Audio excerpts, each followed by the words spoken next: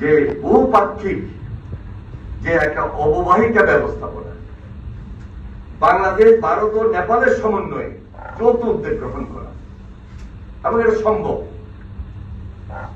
এটা সম্ভব বলেই আমি মনে করি যে এটা আমাদের দেশের যারা খুব বেশি বিশেষজ্ঞ বা এক্সপার্ট, ওনারা প্রায় এই নিয়ে কথা বলছেন। আজকে আসিফ নজরুল সাহেবও আমাদেরকে মনে করিয়ে দিয়েছেন। আমি ওনার সঙ্গে এই ব্যাপারে আরো শেয়ার করব। উনি যেহেতু বিশাল এবং বিশদভাবে রিসার্চ করেছেন, ওনার অনেকগুলো পাবলিকেশন রয়েছে, সুতরাং তার এই পরামর্শ আমাদের কাছে অনেক বেশি প্রয়োজন হবে এই মুহূর্তে। সর্বশেষ প্রাতিষ্ঠানিক সক্ষমতা যেটা, সেটা হলো নবায়নের অজুহাতে মৌলিক ত্রুটিগুলো এড়িয়ে না যাওয়া এবং যৌথ নদী কমিশনে উপযুক্ত ব্যক্তিদের পদায়নের মাধ্যমে কমিশনকে সক্রিয় করা। এটাও আমাদের নজরে আছে, আমরা নজরে রেখেছি। আজকের এই সেমিনার আমি মনে করি সামনে আমাদের এই চুক্তি হওয়ার ক্ষেত্রে, চুক্তিটাকে এস্টাবলিশ করার ক্ষেত্রে অনেক অনেক বেশি সহায়ক। প্রফেসর বুরহানুদ্দিন খান তার বক্তব্যে আরো কিছু বলবেন, এবং আপনাদের থেকেও নিশ্চয়ই এমন কিছু পয়েন্ট আসবে যেগুলো আমরা শেয়ার করব, নোট করব। আমাদের হাতে এখনো যে সময়টা আছে, আমরা যেন কোনোভাবেই আমাদের এই বাংলাদেশের মানুষ আমাদের স্বার্থ থেকে আমরা সরে না যেতে পারি, স্বার্থটা রক্ষা করতে পারি। আপনাদের বক্তব্যগুলো আমাদের জন্য অনেক অনেক বেশি সহায়ক হবে। আমাদের জন্য সামনে অনেকগুলো চ্যালেঞ্জ আছে, কারণ আপনাদের মনে আছে 17 বছরের মধ্যে অনেকগুলো নির্বাচন হয়েছে।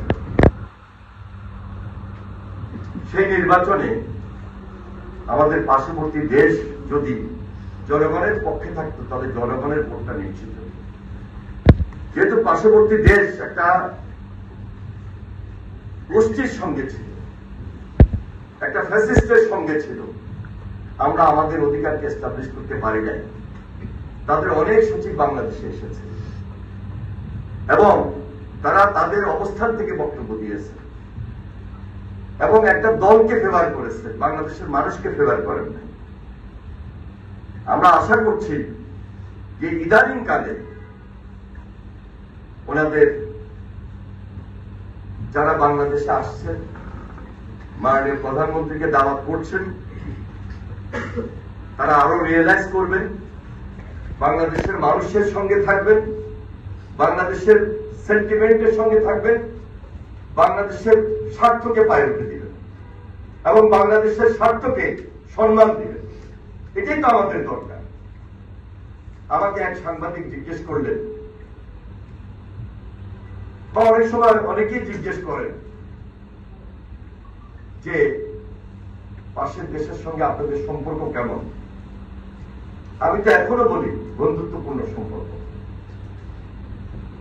কিন্তু আমার স্বার্থটা আগে, আমার রাইট এস্টাবলিশ করার জন্য বন্ধুদের সহযোগিতা আরো বেশি প্রয়োজন।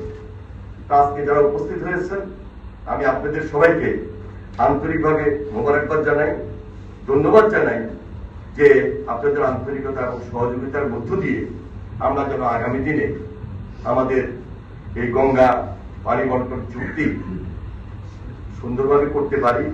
সেজন্য আপনাদের সাহায্য সহযোগিতা, আপনাদের পরামর্শ আরো বেশি লাগবে। আপনাদের বক্তব্যের মধ্য দিয়ে আমরা সেগুলা শেয়ার করব। আর যদি বিশেষ আপনাদের আরো কিছু কথা থাকে, সেটা আমাদেরকে জানাবেন, আমরা সাদরে গ্রহণ করব। আপনাদের সবাইকে আন্তরিকভাবে মোবারকবাদ জানিয়ে আমি আমার বক্তব্য শেষ করছি। খোদা হাফেজ। বাংলাদেশ জিন্দাবাদ।